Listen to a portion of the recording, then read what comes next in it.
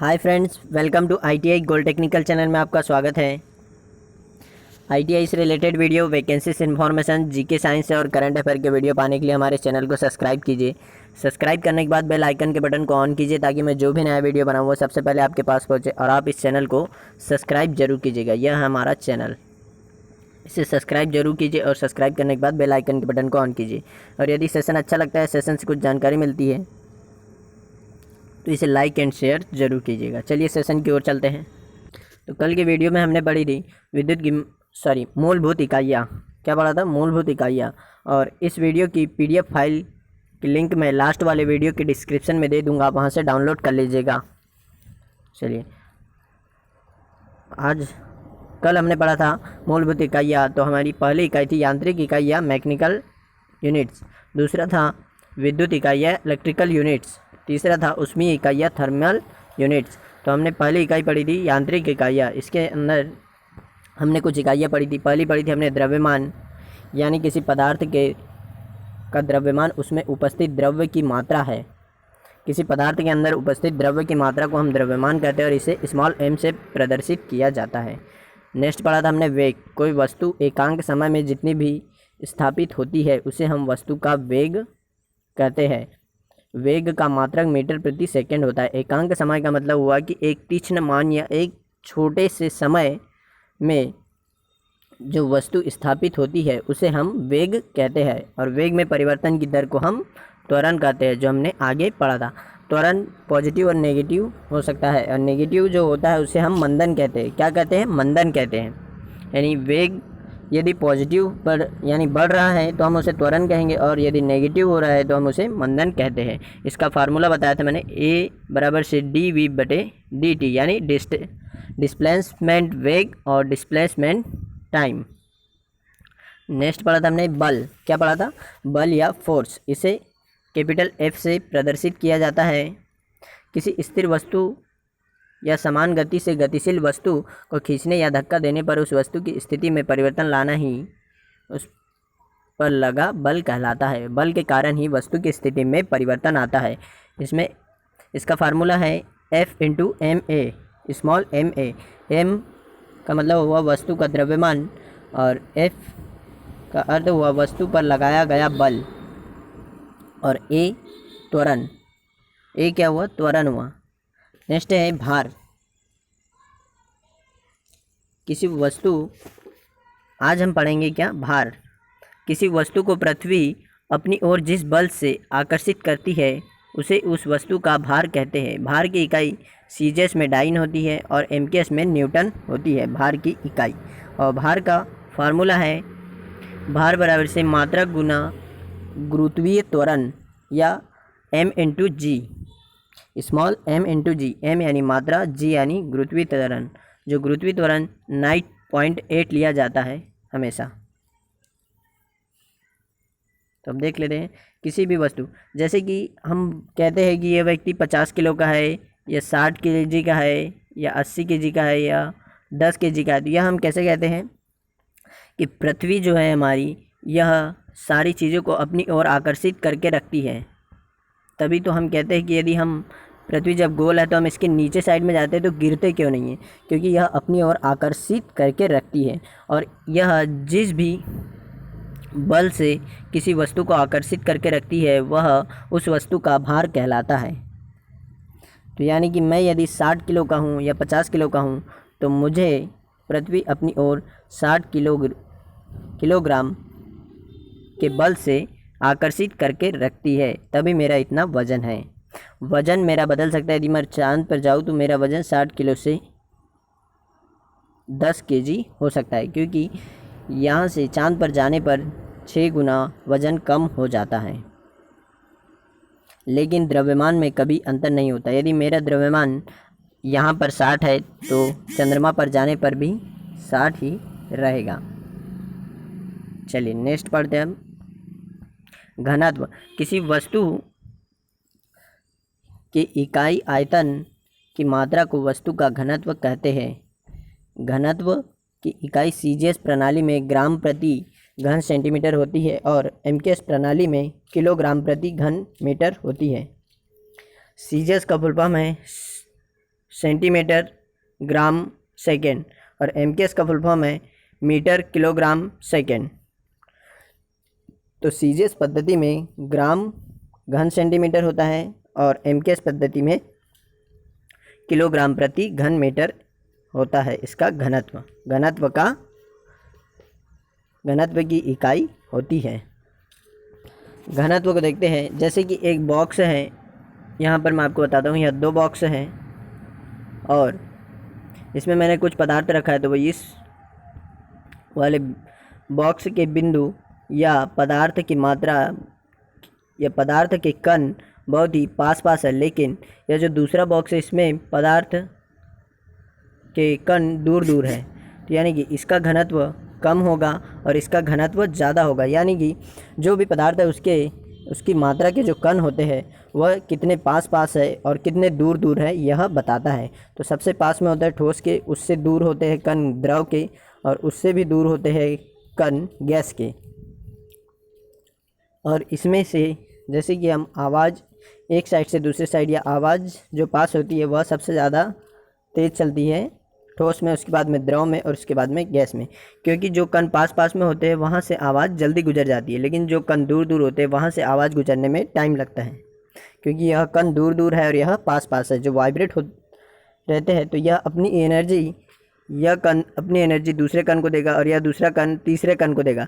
इसी तरीके से इसमें भी होता है, लेकिन इसमें कण दूर होने के कारण यह अपनी एनर्जी देने में थोड़ा वक्त लगा देता है। इसलिए आवाज़ की स्पीड सबसे ज़्यादा ठोस में होती है, उससे कम द्रव में और उससे भी कम गैस में होती है। तो आप समझ गए होंगे कि मैं क्या बताना चाह रहा था कि घनत्व क्या होता है। घनत्व यानी कि जिस किसी भी पदार्थ के कण के बारे में बताता है कि यह इस पदार्थ के कण कितने दूर है या कितने पास है। यदि पास है ज़्यादा तो उस पदार्थ का घनत्व ज़्यादा होगा, और यदि दूर है तो उसका घनत्व कम होगा। कई बार नाव पानी में डूबती नहीं है और सुई पानी में डूब जाती है, तो इससे क्या होता है कि सुई का जो घनत्व है वह पानी के घनत्व से ज़्यादा होता है। यानी कि सुई के अंदर जो कण है वह पानी के कण से ज़्यादा पास है। इसीलिए जिसका घनत्व ज़्यादा होता है वह नीचे चला जाता है और जिसका घनत्व कम होता है वह ऊपर रह जाता है। तो पानी का घनत्व कम हो जाता है, कम रहता है सुई के घनत्व की तुलना में, इसीलिए सुई पानी के अंदर डूब जाती है और नाव तैरती है। चलिए आगे चलते हैं। तो घनत्व पदार्थ के कण पर निर्भर करता है। किस पर? कण पर। अब घनत्व का फॉर्मूला देख लेते हैं। घनत्व का फॉर्मूला है घनत्व बराबर से भार बटा आयतन, यानी कितने आयतन में कितना भार है। यानी ज़्यादा कण रहेंगे तो उसका भार भी ज़्यादा कहलाएगा, और यदि कम कण रहेंगे तो उसका भार भी कम कहलाएगा। तो उसी तरीके से बताया गया है इसमें कि घनत्व बराबर से m/v या भार बटा आयतन। यदि आप हमारे चैनल पर नए हो तो इसे सब्सक्राइब जरूर कीजिएगा और दोस्तों में से भी सब्सक्राइब करवाइए और दोस्तों में शेयर ज़रूर कीजिएगा और लाइक कीजिए। आप लाइक भी नहीं करते हो, और कमेंट करके ज़रूर बताइए कि वीडियो कैसा लगा। नेक्स्ट है बल आघूर्ण या टॉर्क। जब किसी पिंड पर लगा हुआ बाहरी बल उस पिंड को किसी अक्ष के चारों ओर घुमाने की प्रवृत्ति प्रदान करता है तो इस प्रवृत्ति को बल आघूर्ण कहते हैं। यह किसी बिंदु के घूर्णन अक्ष के चारों ओर लगाए गए बल के परिणाम तथा घूर्णन अक्ष से बल की क्रिया रेखा की लंबवत दूरी के गुणनफल के बराबर होता है। यानी जैसे ही आपने देखा होगा मोटर को हम जैसे ही सप्लाई देते हैं तो उसकी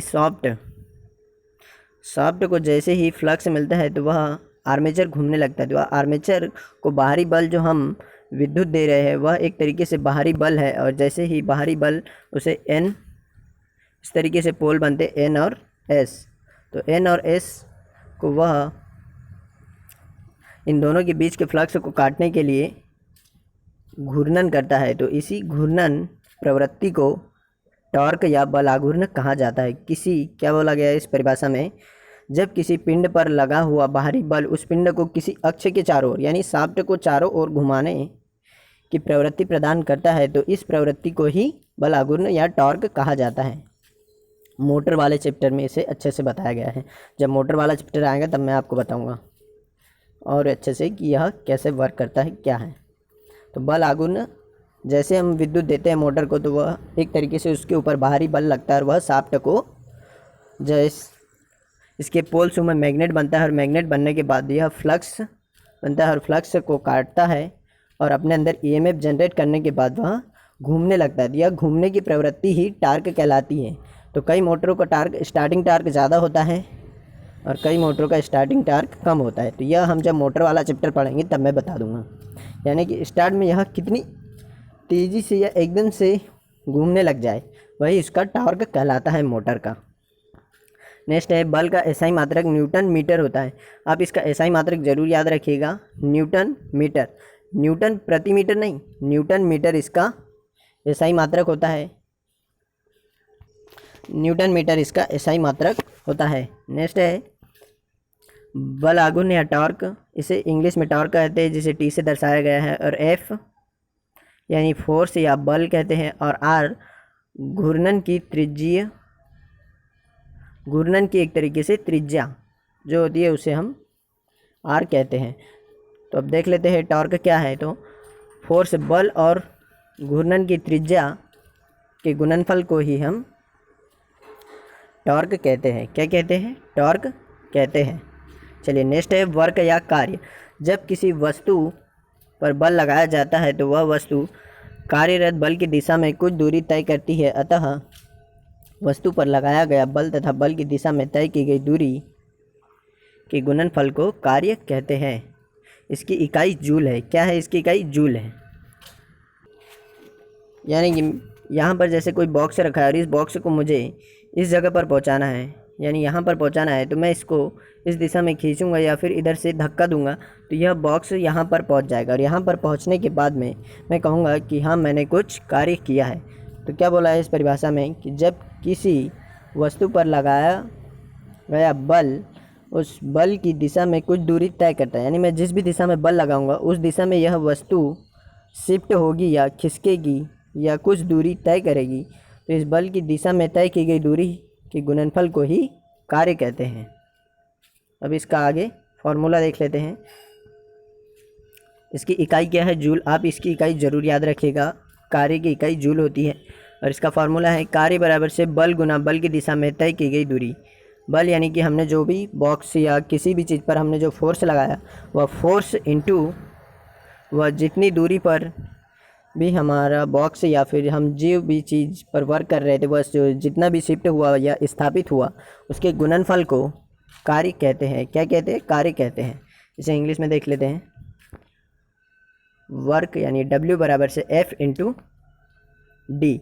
F का मतलब हुआ फोर्स और D का मतलब हुआ डिस्प्लेसमेंट ऑफ वस्तु, यानी कि कोई भी वस्तु एक स्थान से कितनी दूर गई है। W बराबर से F इंटू डी। F यानी फोर्स और D यानी कि कितनी दूरी तय की है किसी वस्तु ने। आप इस इमेज को ध्यान से देखिए और आपको इसमें दिखाई दे रहा होगा कि कोई व्यक्ति इस बुक को निकाल रहा है। तो यानी कि वह व्यक्ति इस बुक को निकालने के लिए अपने हाथों से बल लगा रहा है, यानी अपनी ओर खींच रहा है। यह बल गुना वह बुक जो स्थापित या वहाँ से शिफ्ट होती है तो वह जितनी दूरी तय करती है उसका और यह व्यक्ति द्वारा लगाए गए बल का गुणनफल ही कार्य कहलाता है। यदि यह व्यक्ति बल लगाता और यह बुक नहीं आती तो इसका कार्य क्या होता? शून्य होता। लेकिन अभी यह व्यक्ति जब बल लगा रहा है तो बुक बाहर आ रही है, और बाहर आ रही है तो मतलब कि कार्य हो रहा है। तो आप समझ सकते हैं इस इमेज के द्वारा इसमें दिखाया जा रहा है कि यह व्यक्ति जो बुक निकाल रहा है वह किस तरीके से कार्य कर रहा है। तो कार्य की परिभाषा आप समझ गए होंगे। तो आप कार्य की परिभाषा अच्छे समझ गए होंगे, और यदि सेशन अच्छा लग रहा है, सेशन से कुछ जानकारी मिल रही है तो इसे लाइक एंड शेयर जरूर कीजिएगा। शेयर जरूर कीजिएगा दोस्तों में। और कार्य की इकाई होती है जूल, और कार्य का फार्मूला है, यह फार्मूला जरूर याद रखिएगा, बल गुना बल की दिशा में तय की गई दूरी यानी distance. W equal F into D. F force हुआ, D डिस्टेंस। इसके बाद में देख लेते हैं ऊर्जा। ऊर्जा कार्य करने की क्षमता को ऊर्जा कहते हैं, और इसकी इकाई भी जूल होती है। क्या होती है? जूल होती है। जो हमें कार्य करने में जो क्षमता लगती है उसे हम ऊर्जा या एनर्जी कहते हैं। ऊर्जा मुख्यतः 2 प्रकार की होती है जो हम कल पढ़ेंगे। यदि सेशन अच्छा लगे तो इसे लाइक एंड शेयर जरूर। यदि आप हमारे चैनल पर नए हो तो इसे सब्सक्राइब जरूर कीजिएगा और दोस्तों में शेयर भी कीजिए और दोस्तों से भी सब्सक्राइब करवाइए, क्योंकि अभी MPTO की भर्ती आने वाली है, यानी मध्य प्रदेश ट्रेनिंग ऑफिसर, जिसमें ITI से रिलेटेड ही क्वेश्चन आते हैं। तो मैं पूरी ITI की बुक पढ़ाऊँगा और यदि आप बोलो तो मैं MPTO से संबंधित क्वेश्चन सीरीज़ लेकर आऊँगा। तो आप कमेंट करके ज़रूर बताएं कि मुझे क्वेश्चन सीरीज़ लेकर आना है या नहीं।